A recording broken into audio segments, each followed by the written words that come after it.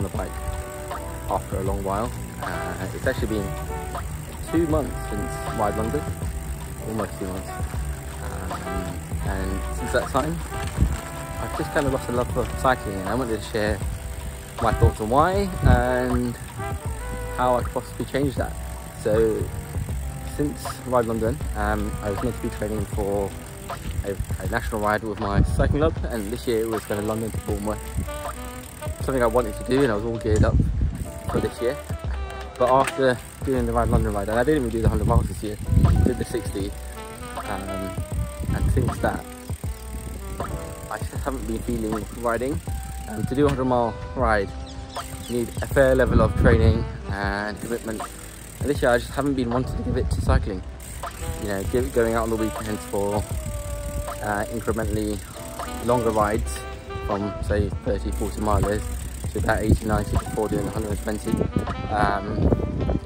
I just didn't want to do that this year. It takes a lot of time, especially rides for over 50-60 miles. That's 3-4 hours minimum of your day gone, or maybe even half a day with breaks and stuff, and it's not a commitment I wanted to do.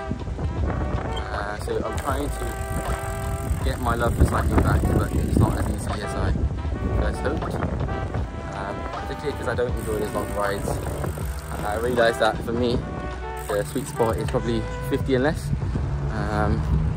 That gives me a nice day out on the bike, enjoying a ride, and then coming home and having actually some time to do other things you want to do. So one of the things that's made me fall out of love with cycling is, you know, being in London, and if you want to do longer rides, I do have to go through a lot of traffic, and it's quite stop and start, especially when, even if you're doing a long ride and you're going out of London, coming back in the last 10-15 miles, I think I always dread the traffic, and you just have to have your head on the swivel constantly, and you can't take it in, you know, the peace and quiet that you're accustomed to in the country lanes. That's one thing, that's why I'm trying to avoid it.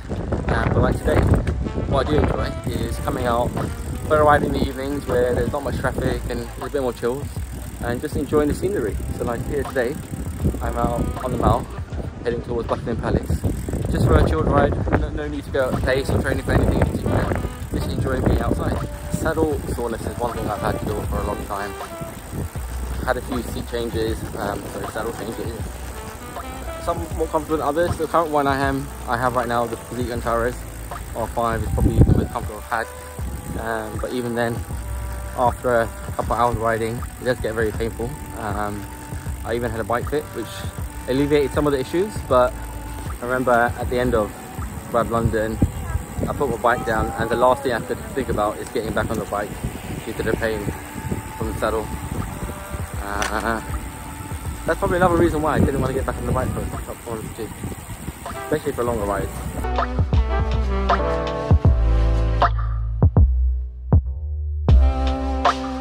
I've also noticed that, for me, cycling probably isn't something I want to commit to get back in shape. It's not something that I particularly want to do structured workouts, especially in particular indoors. I've actually sold my turbo trainer because I really don't enjoy cycling indoors. For me, the biggest enjoyment of cycling is actually getting outside, being able to explore a lot more freer, seeing new things, being able to stop where you want and do what you want, or stop where you want and just take in the exposure to nature and being outdoors. One thing I realised was that although I don't really enjoy structured training on a bike, I do enjoy a certain level of achievement, and I'd say improving my hill climbing on a bike is something I really want to do.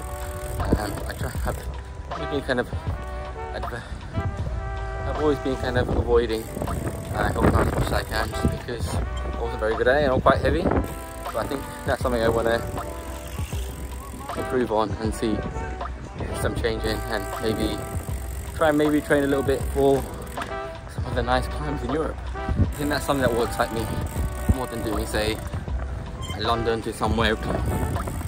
Because particularly I know the roads leading out of London or anywhere near are too busy, and even with like the country roads, there are still cars that come flying past, and the scenery isn't always that great. So definitely want to do some of the European climbs. So maybe I'll set that as a goal and try and achieve.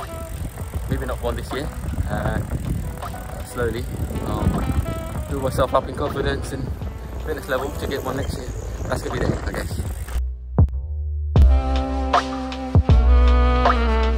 Been here for a little while now on the bike, coming up to 45 minutes, and I have to say that I'm enjoying being back on the bike again.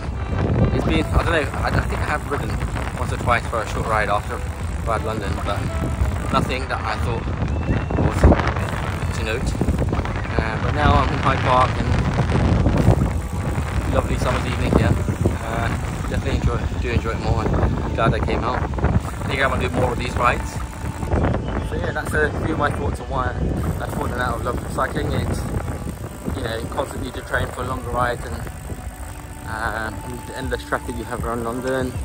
But also, I don't particularly think that I'd be doing this more to improve my fitness. I mean, you can, but I don't want the structure and consistency. I just enjoy riding my bike and getting out and being in the open air, rather than saying, oh, I need to get my bike, hit a certain level of speed. But in saying that, I do want to conquer some of the big famous hill climbs in Europe and around the world, maybe at one point. So I do need to train and have a certain level of fitness for that. So that's yet to come. So at this point, I'm going to say thank you for watching. Hopefully my thoughts on cycling made sense, and some people can relate to it. I know not everyone will. At the moment, now I'm going to put the phone down and try and enjoy my ride in the evening. Thank you for watching. See you next time.